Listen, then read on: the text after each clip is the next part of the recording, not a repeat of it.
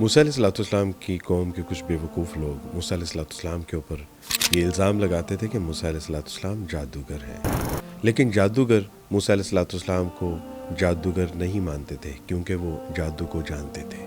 اسی طرح آپ علیہ السلام کی قوم کے کچھ بیوقوف لوگوں نے یہ کہا کہ معاذ اللہ محمد صلی اللہ علیہ وسلم مجنون ہے، لیکن جو جادو آسیب اور جنون کا علاج کرنے والے تھے انہوں نے کہا کہ محمد صلی اللہ علیہ وسلم مجنون نہیں بلکہ آپ علیہ السلام تو دانا اور بینا ایسے کہ جس کی کائنات میں کسی کی مثال نہیں ملتی۔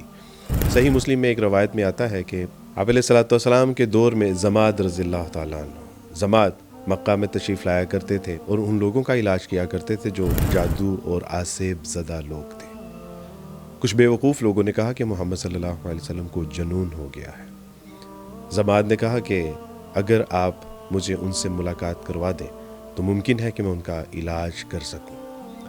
جب ان کی ملاقات نبی کریم صلی اللہ علیہ وسلم سے ہوئی تو پوچھا کہ محمد آپ کیا کہتے ہیں؟ تو محمد صلی اللہ علیہ وسلم نے فرمایا ان الحمد للہ نحمدہ و نستعینہ، تمام تعریفیں اللہ سبحانہ و تعالیٰ کے لیے ہیں اور ہم اسی کی حمد و ثنا بیان کرتے ہیں اور اسی سے مدد مانگتے ہیں۔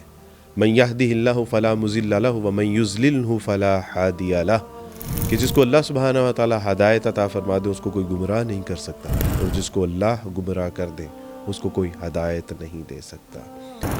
وَأَشْهَدُ أَن لَّا إِلَٰهَ إِلَّا اللَّهُ وَحْدَهُ لَا شَرِيكَ لَهُ، اور میں اس بات کی گواہی دیتا ہوں کہ اللہ کے سوا کوئی معبود برحق نہیں، وہ وحدہ و یکتا ہے، اکیلا ہے، تنہا ہے۔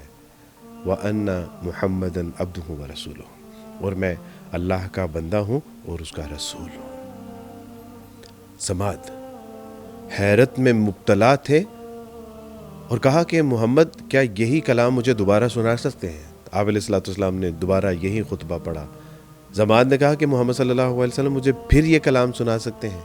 نبی کریم صلی اللہ علیہ وسلم نے تیسری بار جب یہ کلام پڑھا تو زماد نے کہا کہ محمد اپنا ہاتھ آگے بڑھائیے تاکہ میں آپ کے ہاتھ پہ اسلام قبول کر سکوں، اور میں اس بات کی شہادت دیتا ہوں کہ اللہ وحدہ و یکتا ہے، اکیلا ہے، تنہا ہے، اور محمد اللہ کے بندے ہیں اور اس کے رسول ہیں۔ نبی کریم صلی اللہ علیہ وسلم نے یہاں کوئی قرآن کی آیات نہیں، کوئی فصاحت اور بلاغت کا کلام نہیں، بلکہ ایک خطبہ پڑھا تھا جو بذات خود فصاحت اور بلاغت کی معراج پر تھا۔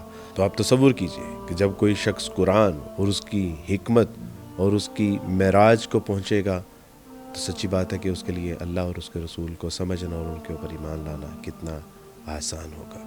اللہ سبحانہ و تعالیٰ سے دعا ہے کہ اللہ سبحانہ و تعالیٰ اسلام کو سمجھ کے اس پہ عمل کرنے کی توفیق عطا فرمائے۔